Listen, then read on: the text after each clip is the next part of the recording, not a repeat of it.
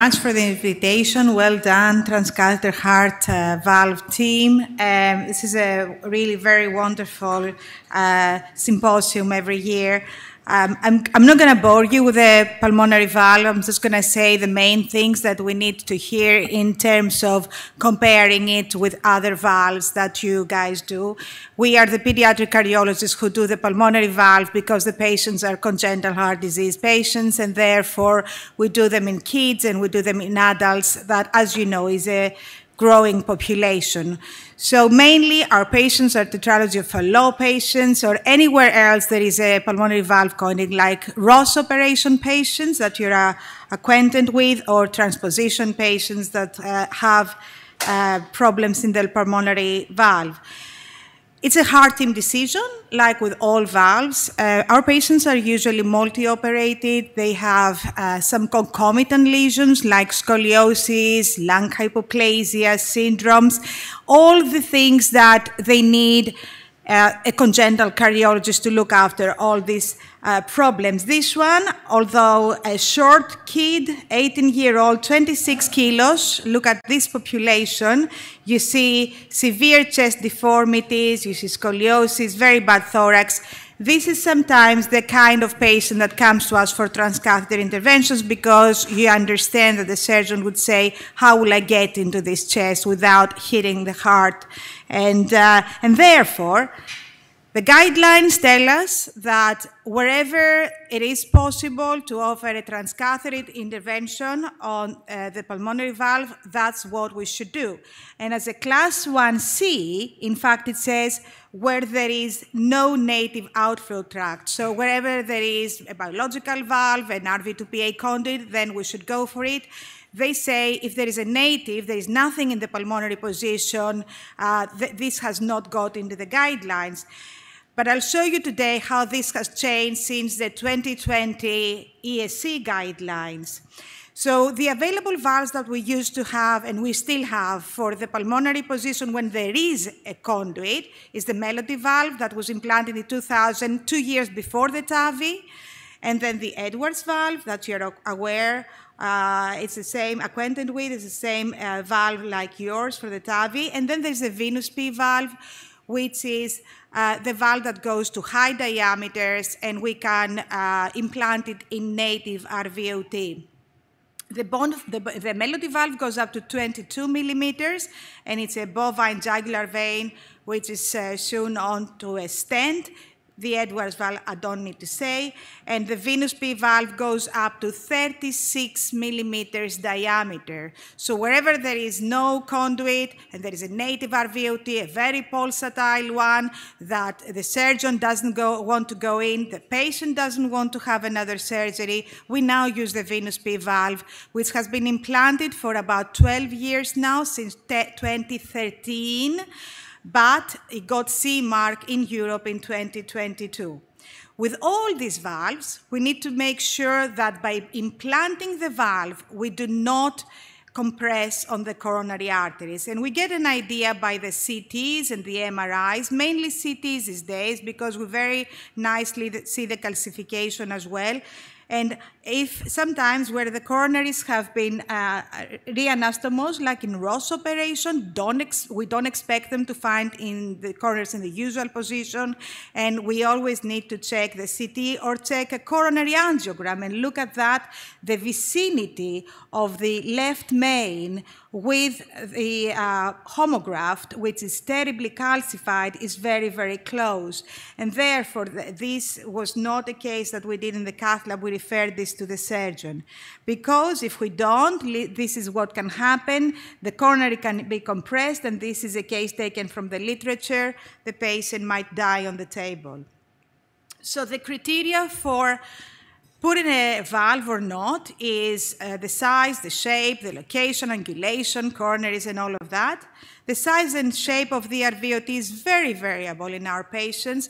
Look at these valves here, the RVOTs. Up to 3 years ago, we could only address about 15 to 20% of the patient's transcatheter, but now with the new valves, I think we will reach nearly 100%. If we have concomitant tricuspid valve pathology, it's not a problem to go through with our sheaths. We just need to be very careful, and occasionally we need to do TOE. This, in fact, patient, for example, had an Alfieri stitch by the surgeon, and you see that there are 2 orifices, and by TOE we chose the bigger one, and we went ahead and implanted a valve. And when there is concomitant branch PA stenosis, we need to address that too. So the operator, not only should he be expert in putting pulmonary valves, but dealing with any other concomitant problems in the pulmonary tree, because then the valve will not work. So if you leave peripheral pulmonary stenosis, the valve will fail. This patient of mine with severe scoliosis, one of my first patients here in Greece, you see the spinal rods, and you see I'm in the RPA, and before I implant the valve, I open up the RPA distally, a location in the hilum where the surgeon cannot reach, and if I leave severe stenosis, then my melody valve with the high downstream pressure will develop regurgitation.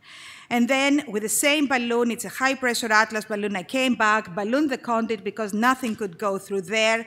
We prepare the RVOT by implanting a covered stent, and we do need the covered stents. This is pre-stenting because, as you see here, there is some contrast extravasation, but it is contained. Ruptures have happened. We need to be alert, careful. We need to have pre-planned, and we need to have the surgeons near us. And sometimes our congenital patients, they don't have azygous IVC to array. They have azygous continuation. Like this patient, I've gone up his femoral vein, and this is going down the left SVC to the coronary sinus. So what do we do in these cases? We don't go through the femorals, we go through the neck. And this is actually a better route for kids as well because the jugular vein is bigger than the femoral vein. And when we've implanted valves surgically that are small for size, what we can do is we can break them and put a larger valve. Pacing leads, we don't mind. We can go through the tricuspid valve with care again, but it's not a contraindication. And a few slides about the new valves. The venous P valve, this is an excellent valve. It's withstanding time. It has low risk of endocarditis to date.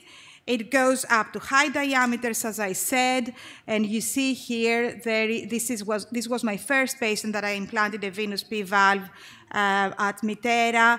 We prepare the patient by MRI or CT, preferably MRI, because you want to see the maximum pulsatility of the pulmonary artery, whereas CT is static. And we use the sizes up to 3630, and this is how we do it. Inflate a balloon. At the same time, my adult cardiology colleague injects the coronaries. I don't inject coronaries because I'm not an expert on coronaries, and adult cardiologists don't implant pulmonary valves because they're not experts in congenital heart disease. But the collaboration is really important. So me and an adult cardiologist does that together.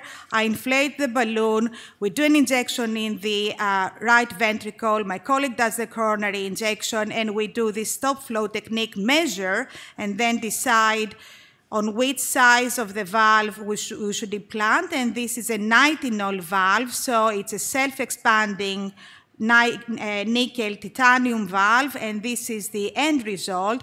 And if you now think that this looks like a big valve, this is what I thought when I first did it, but when you see the echo of the patient the following day, it looks like a normal pulmonary artery. It is a beautiful result, well opposed to the wall of the pulmonary artery, no stenosis, no regurgitation. Is it safe? Of course, but in safe hands. And even in safe hands, you can have complications. But if you're an expert team, then you can deal with the complications. And this is what expert teams do. They deal with the complications successfully and they minimize the risk of the patient. What can happen? RVOT tachycardia, obviously, because it may impinge on the RVOT. So it's very important that you don't come right down to the RV. You need to be very careful to start distally.